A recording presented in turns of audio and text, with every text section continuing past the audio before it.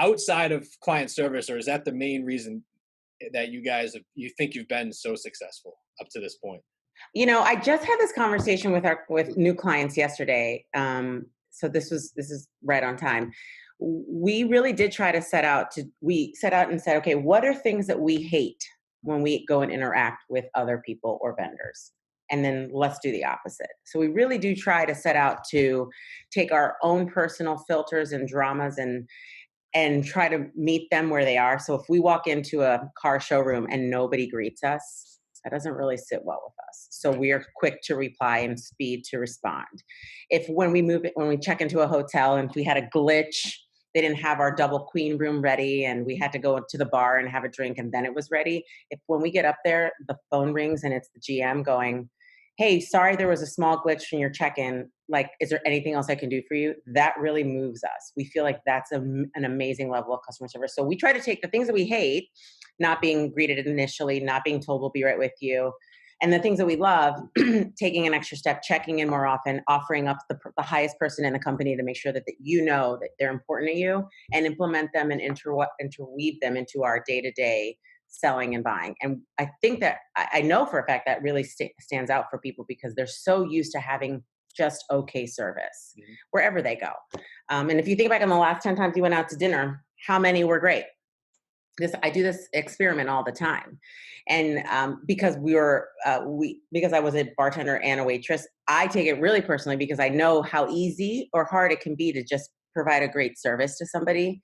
So we just bring our own personal filters of things that we love or don't love and implement it to doing our job. Because you're right, everyone can be a realtor. Only a few people can really shine and make somebody love you forever and ever, which is why a majority of our business is referrals, because we do it and we get it right that first time. Yeah, and this kind of ties to what Mion's saying, but it's about actually caring.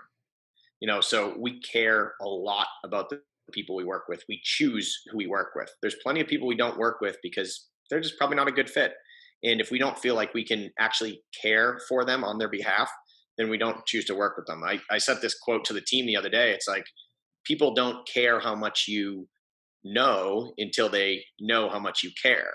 And I truly believe that. So you can express how much you care because we truly do care about potentially the biggest financial investment in their entire lives. Then they're probably not going to care. But I mean, they're probably not going to want to work with you. But if we tie that into actually knowing what you're selling, a big thing for us is education. And we need to know the product we're selling because there are a lot of realtors out there, as you just said. So what separates us? One, we care about our clients, and that shows through in a lot of the examples that Mian used. But one, we actually know the product we're selling. So there's a lot of realtors out there that don't know the product they're selling. They don't know ground up construction. They don't know the heating system, plumbing, electrical. You need to know every facet of that house. That is the product you're selling. It's no different than when you're going to buy a car. If you ask the sales guy, hey, what's the difference between this 4-wheel drive and this all-wheel drive? Like, they should probably be able to answer the question. Just like we feel like. And how turned off are you when they say, "Let me get it for you," or "I don't know"?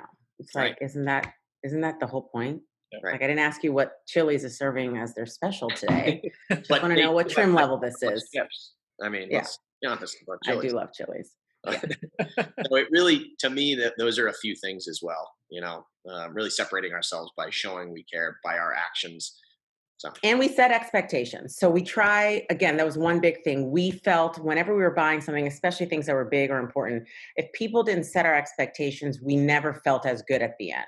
Right. So even if the expectation didn't align with what we wanted. So, hey, when I'm buying a crib 7 years ago, hey, the crib you want is in stock, but it's not going to be delivered until blah, blah, blah date. Well, I don't like that answer, but at least I have something to hang my hat on. But to not know and to wait and then to call and then to be nervous and to be anxious, that's unnecessary. So we try to look at things that might happen, preventable mistakes, we call them, address them on head on, and then set expectations so that they don't, muck up the process or the feelings or the transaction. Yeah, because and that actually ties into like, we're constantly, because now there's a few of us involved, there's 4 agents and an operations staff, we need policies and procedures. And if something doesn't go right, then we need to make sure we're changing those policy procedures so it doesn't happen again. Because you can't just do the one-offs over and over and over again because you're just not going to be efficient. So from a business standpoint, we're constantly tweaking those things to make sure we're more efficient, which then allows the agents more time to do their job. And if they have more time to do their job better, they're going to take care of the clients more. It really is a domino effect. Yeah, I totally agree. Like this, you guys are like, I understand people hate the word sales, right? Sales though is sales are relationships, right? So Yeah. the stronger relationship you build with either current clientele or future clientele, those relationships ultimately lead to referrals, right? So like actually caring about your clients, there's a reason people don't succeed is they're just looking for a transactional sale and cashing out on a quick sale. I mean, relationships are everything because as we've talked about, somehow you and I are still connected 3 years later, right? Like you're a good dude, right? Like you actually care. Like you sold my house for me, and I remember that damn water pump cover. You just like, I was like, dude, don't do it. Just like take the house away from them. And you said, no, I'm gonna. It's a $30 thing. I already ordered it off Amazon. Like we're just gonna take. I was going to say, didn't even know the story. I'm assuming Ryan just got it. Yeah, of course he did.